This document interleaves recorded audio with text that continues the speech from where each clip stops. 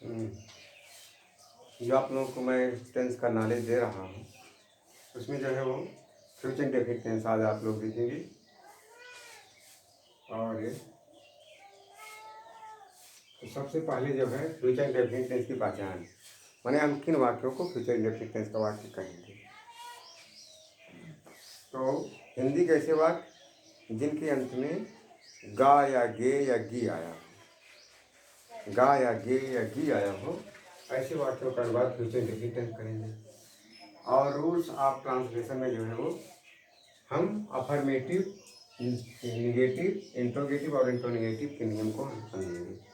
अगर एक नियम आपको बेहतरीन ढंग से समझ में आता है, एक फार्मूला आ जाता है, तो दूसरे फार्मूले आपके लिए समझने के लिए आसान हो जाएगा। वैसे अफर्मेटिव में क्या होगा, पहले सब्जेक्ट लिखा जाएगा, क्या सब्जेक्ट, और उसके बाद सहायक क्रिया शैल या विल, शैल या विल। ध्यान दीजिएगा जो शैल है ये सहायक क्रिया सिर्फ आई और बी के साथ लगती है। आई मीन्स मैं और बी मीन्स आई का प्लूरल बी। आई और बी जो है दो ऐसे कर्ता हैं जिनके साथ सहायक क्रिया फ्यूचर इंडेफिनिट शैल का प्रयोग होता है। बाकी जो है हर सब्जेक्ट के लिए, बाकी हर जो है नाउन या प्रोनाउन के लिए सहायक क्रिया विल का प्रयोग, WILL। और तीसरे स्थान पर हो जाएगा मेन वर्ब का first form, first form of main verb, और उसके बाद जो है ऑब्जेक्ट, ऊपर ऑब्जेक्ट स्टार्ट सब्जेक्ट। और नेगेटिव सेंटेंस बनाने के लिए इसी सहायक क्रिया और मुख्य क्रिया के बीच में नॉट लग जाएगा, सब्जेक्ट प्लस शैल नॉट या will not, will not plus first form of main verb और प्लस जो है ऑब्जेक्ट। ये हो गया। बनेगा सेंटेंस हमारा निगेटिव है तो सबसे पहले सब्जेक्ट, सब्जेक्ट यदि आई और वी है तो सहायक क्रिया शैल के साथ नॉट लगाएंगे और मेन वर्ब का फर्स्ट फॉर्म लिखेंगे और उसके बाद ऑब्जेक्ट लिखेंगे। अगर अन्य करता है आई और वी के अलावा तो हम पहले सब्जेक्ट लिखेंगे, उसके बाद जो है सहायक क्रिया विल का प्रयोग करेंगे, उसके बाद नॉट लगाएंगे, उसके बाद मेन वर्ब का फर्स्ट फॉर्म, उसके बाद ऑब्जेक्ट। ये हो गया। इंट्रोगेटिव के लिए देखिए, इंट्रोगेटिव के लिए ये हिंदी का वाक्य है, फ्यूचर इंडेफिनिट टेंस का है और वो क्या से शुरू हुआ है, तो उसी जो है कर्ता के अनुसार जो सहायक क्रिया शैल या विल बनता है उसी को हम सबसे पहले लगा देंगे। क्या लगा देंगे, शैल या विल। कर्ता आई या वी है तो शैल का प्रयोग, और कर्ता दूसरे हैं तो विल का प्रयोग कर देंगे, और दूसरे स्थान पर सब्जेक्ट लिखेंगे, तीसरे स्थान पर जो है मेन वर्ब का जो है फर्स्ट फॉर्म, और उसके बाद जो है ऑब्जेक्ट, और अंत फुल स्टॉप। मैंने यदि सेंटेंस की शुरुआत क्या से है तो इस सहायक क्रिया कर्ता के अनुसार जो शैल या विल बन रहा है उसी को पहले लगा देंगे, और उसके बाद सब्जेक्ट लिखेंगे, मेन वर्ब का फर्स्ट फॉर्म लिखेंगे, ऑब्जेक्ट लिखेंगे, और अंत में क्वेश्चन मार्क जो लगाएंगे तो ये सेंटेंस गलत हो जाएगा। अगर जो है दूसरी तरह का है, मैंने फ्यूचर इंडेफिनिट टेंस का वाक्य है, प्रश्नवाचक शब्द वाक्य के बीच में आया है, तो हम क्या करेंगे, तो ऐसी स्थिति में हम इंट्रोगेटिव वर्ड की पहले इंग्लिश लिखेंगे, इंट्रोगेटिव वर्ड, और उसके बाद जो है सहायक क्रिया यही शैल या विल, शैल या विल, और तीसरे स्थान पर सब्जेक्ट और मेन वर्ब का फर्स्ट फॉर्म, और जो है ऑब्जेक्ट और क्वेश्चन मार्क। क्या करेंगे, अगर वाक्य के बीच में प्रश्नवाचक शब्द आया है, क्या क्यों कैसे कब कौन कहाँ कितने, तो उसकी अंग्रेजी सबसे पहले, इंट्रोगेटिव वर्ड की इंग्लिश सबसे पहले, और उसके बाद कर्ता के अनुसार सहायक क्रिया शैल या विल, कर्ता तीसरे स्थान पर चला जाएगा, और उसके बाद मेन वर्ब जो है चौथे स्थान पर चली जाएगी, ऑब्जेक्ट जो पांचवें स्थान पर, छठवें स्थान पर क्वेश्चन मार्क। अगर ये हमारा सेंटेंस जो है ये इंट्रोनिगेटिव है तो क्या करेंगे, सब नियम यही रहेंगे, क्या सब नियम यही रहेंगे। निगेटिव वर्ड नॉट जो है हम आफ्टर सब्जेक्ट लगाएंगे, we shall use negative word not after our subject, either it is noun और इट इज प्रोनाउन।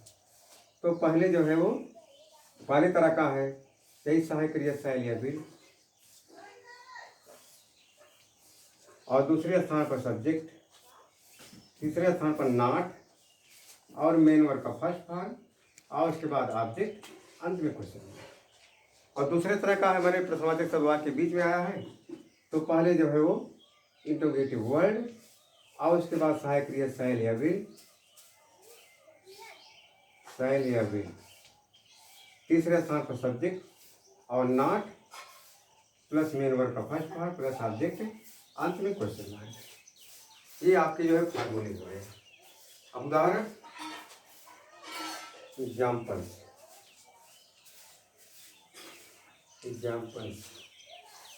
जैसे मैं उन्हें अंग्रेजी पढ़ाऊंगा,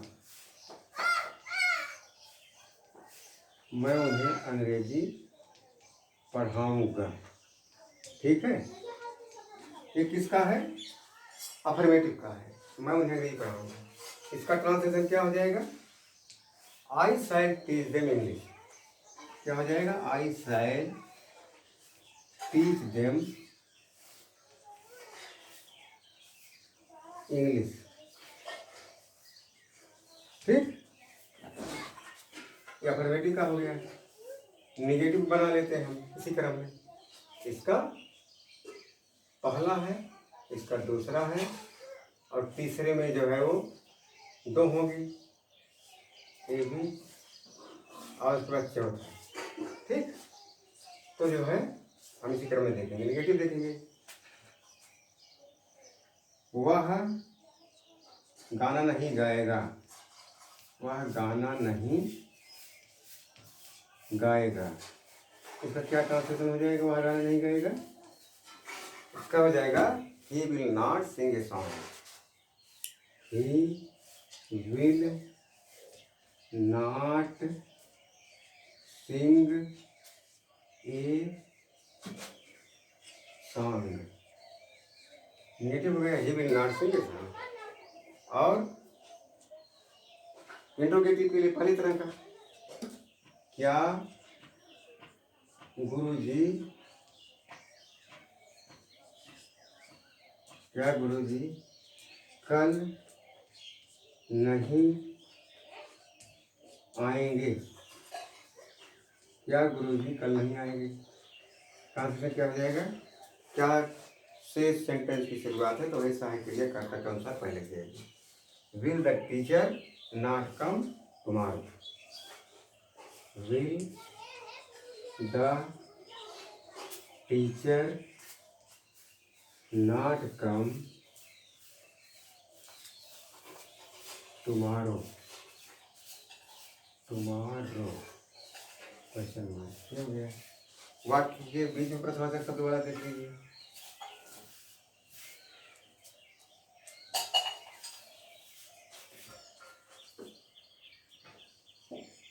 वह तुम्हें क्यों नहीं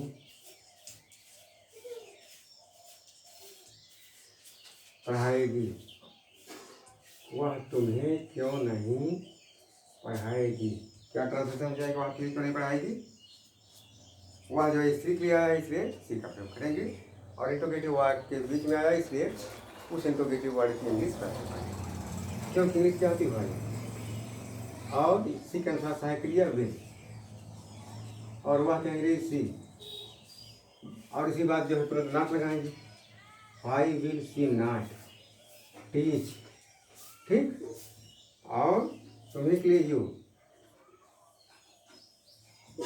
वह तुम्हें क्यों नहीं पढ़ाएगी, why will she not teach you. ठीक, हम और एक उदाहरण देख लीजिए उसका।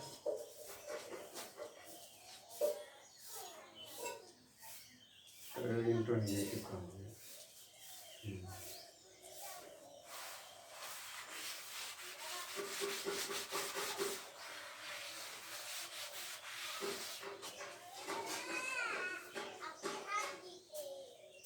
उसे कौन नहीं बुलाएगा, उसे कौन नहीं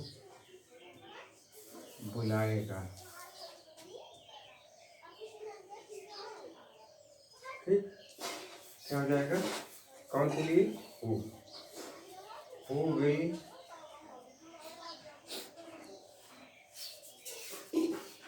विल नॉट कॉल। अब उसे के लिए चाहे हिम लिखें चाहे हर लिखें, दोनों चल जाएगा। हु विल नॉट कॉल, चाहे हिम लिखो चाहे हर। अगर हिम लिखेंगे तो पुरुष के लिए जो है इशारा होगा, अगर हर लिखेंगे तो स्त्री के लिए। यह आपका हो गया।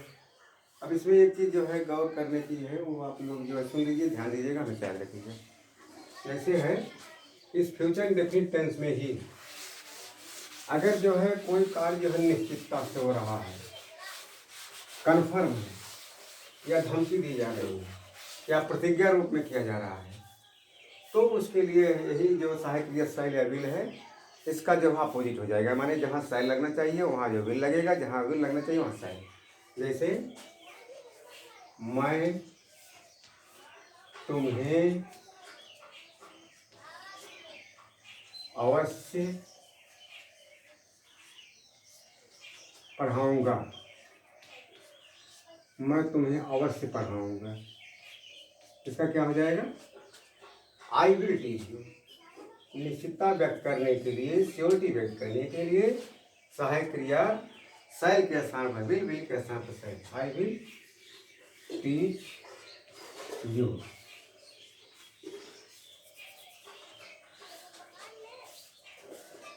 वह उसे अवश्य नहीं डांटेगी, क्या हो जाएगा, शी शैल नॉट स्कोल्ड हर। और इसी तरह से इंट्रोगेटिव में क्या मैं तुम्हें अवश्य पढ़ाऊंगा, will I teach you, question mark. वे तुम्हें अवश्य क्यों नहीं पढ़ाएंगे, why shall they not teach you. इसी तरह से मैंने अवश्य के लिए कोई जहाँ शैल लगता है वहाँ भी, जहाँ भी लगता है वहाँ शैल कर देंगे। बाकी जो नियम पहले मैंने आपको बताया है, नियम फार्मूला सब वही लागू होगा। ठीक है, आज यहीं पर हम जो है आज की सेवा समाप्त कर रहे हैं। तो आप लोग इसका जो है रिवीजन कर लीजिएगा, पढ़ लीजिएगा ध्यान से, मन वाणी और कर्म से इसको जो है वो अपने प्रैक्टिकल में भी लाइएगा, बोलने पढ़ने लिखने में, ताकि जो आपकी अंग्रेजी जो है मजबूत होती चले। थैंक यू, जय हिंद, जय भारत।